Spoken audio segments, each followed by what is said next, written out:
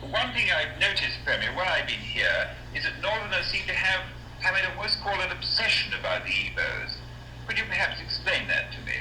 Well, the Igbos are more or less the type of people whose desire is mainly to dominate everybody. If they go to a village, to a town, they want to monopolize everything in that area. If you put them in a labor camp as a laborer, within a year they will try to emerge as headman of that camp, and so on. Well, in the past, our people were not alive to their responsibilities, because you can see from our northernization policy that in 1952, when I came here, there weren't 10 northerners in our civil service here. And I tried to have it northernized, and now all important posts are being held by northerners. Is this policy of filling all key posts in the north solely with Northerners and not with other Nigerians a temporary or permanent one?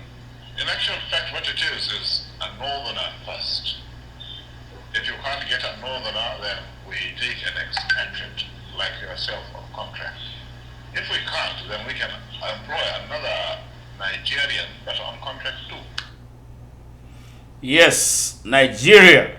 This is Nigeria. Nigeria started off very badly. That was the premier of northern Nigeria, Alhaji Ahmadu Bello, the Sardana of Sokoto, making those statements, those discriminatory statements in a new country.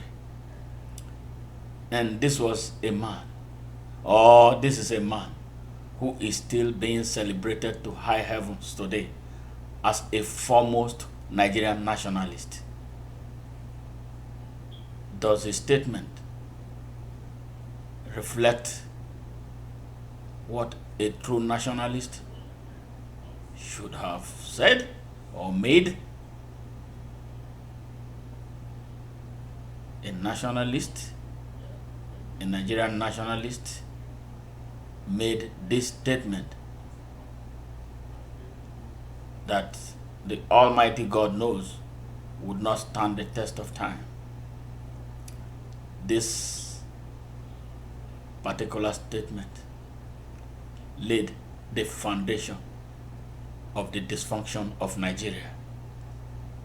And since then, Nigeria has not been the same.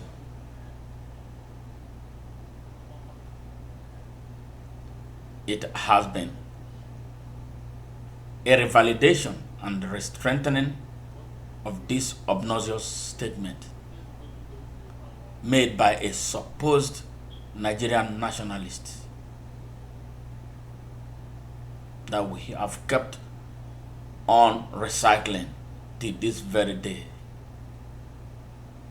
That is the pain of Nigeria's disastrous leadership and followership. Why should a citizen of a country be so discriminated against that he cannot walk freely, he cannot live freely in his home country, his new country? And we call that a country.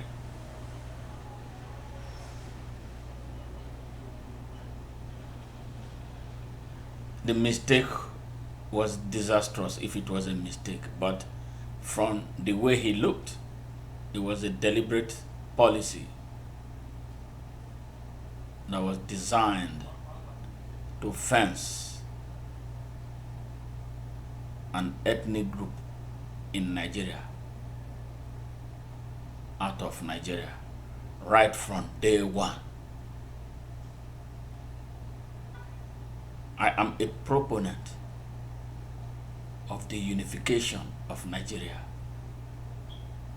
But as a man with conscience, it is so difficult to close one's eyes to a caustic, hateful, and discriminatory statement made by a strong leader with a very strong followership in his time in Nigeria.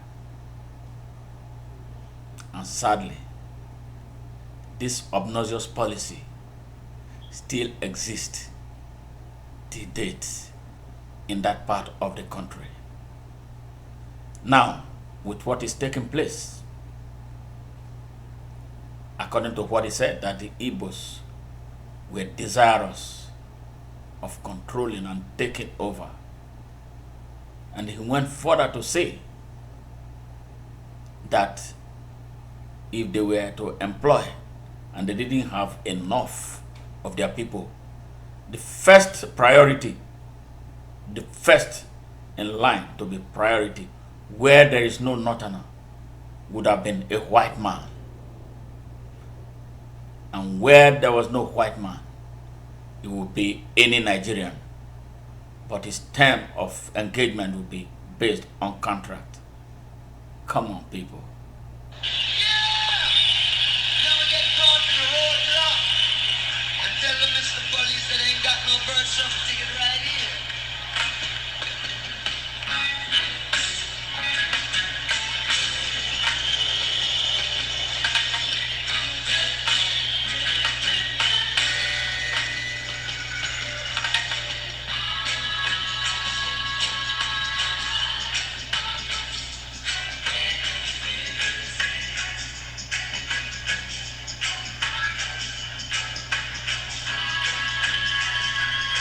Nigeria will never be if Nigerians cannot be free to live and work in any part of Nigeria of their choice.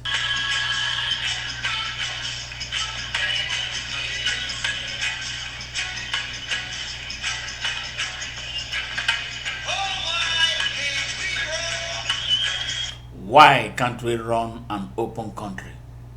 Why can't Nigerians be what they want to be? Why can't Nigerians live wherever they want to live?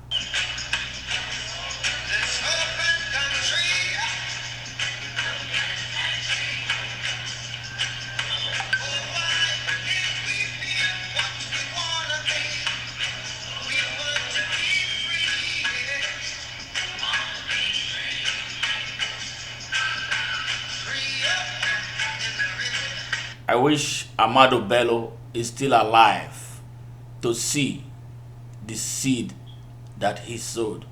They have germinated into hydras with so many heads, dangerous, so blood consuming, so destructive.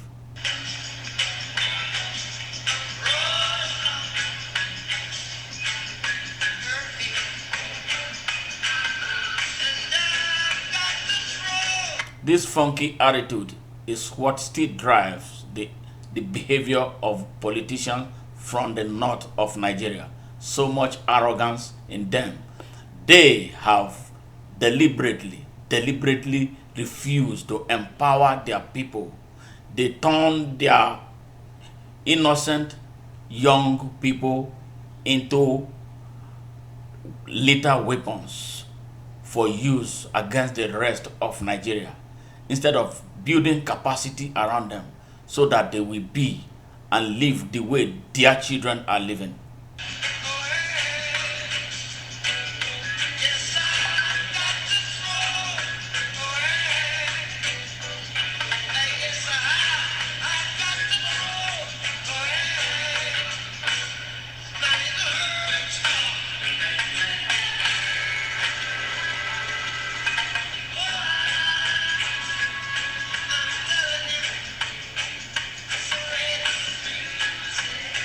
The legacy of Ahmadu Bello is a legacy of repression, depression, oppression, and discrimination.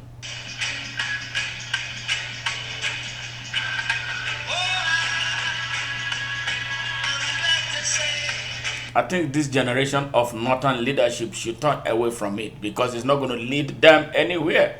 Because the monsters that they are creating out of that behavior, that attitude, that policy is haunting the whole country and is haunting themselves too.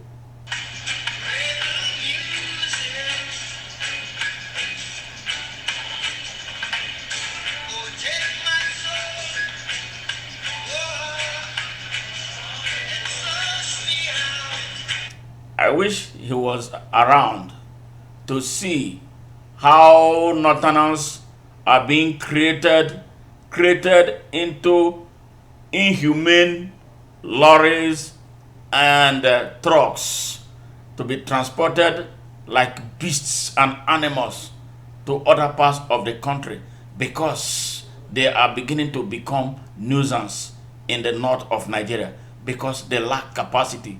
They have no access to opportunities. I hope Ahmadu Bello was still alive.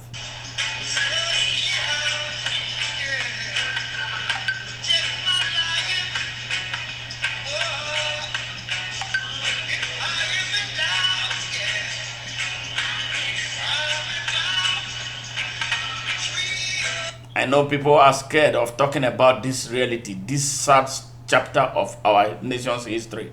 The moment to talk about everything, every no-go area that existed before is now.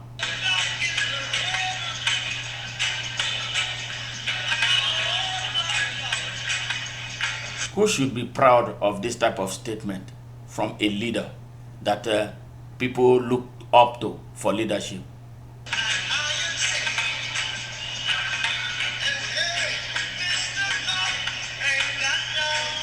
I talk to our brothers in the north. You have been duped for 60 years. You have been repressed. You have been denied access to opportunities by the political elites from the north. The time to rise up against them is now. Stop being afraid. Don't allow them hold you down anymore. Now you get to get up and stand up. Let us unite Nigeria together. I'm not supporting the breakup of Nigeria. I'm supporting the unification of Nigeria. That every Nigerian should have the right to live, migrate, and live peacefully.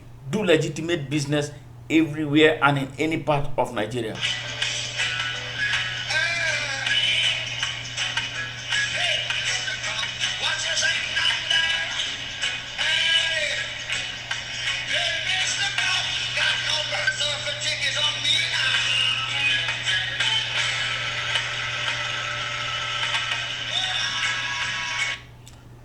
President Muhammadu Buhari, rise up and lead Nigeria with even hand.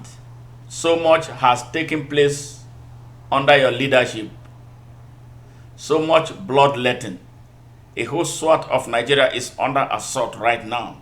A whole southeast of Nigeria is under attack by a terrorist group that whose supporters are well known in Nigeria, but whom people have been so scared of touching. The moment for you to lead and lead effectively is now.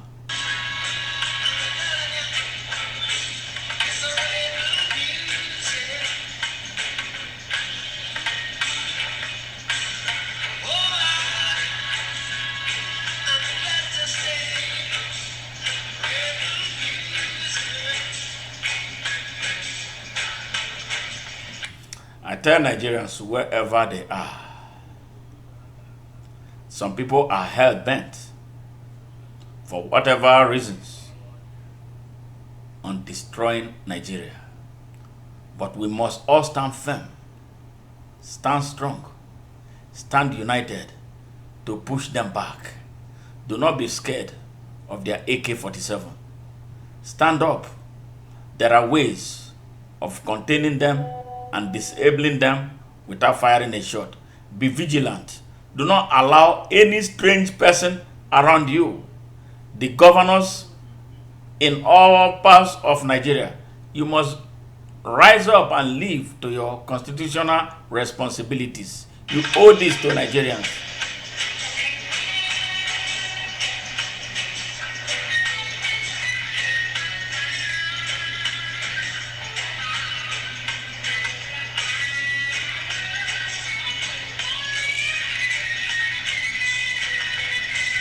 Nigeria belongs to all of us. Nobody is an alien to Nigeria.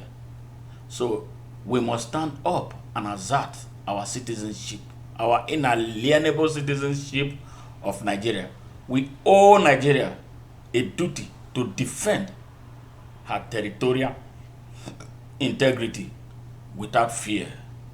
No more, no more, no more, no more.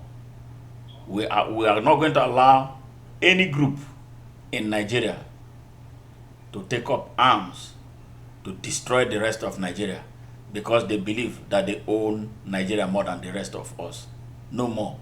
Every Nigerian, you are Hausa, you are Fulani, who love Nigeria, you must stand up for Nigeria right now.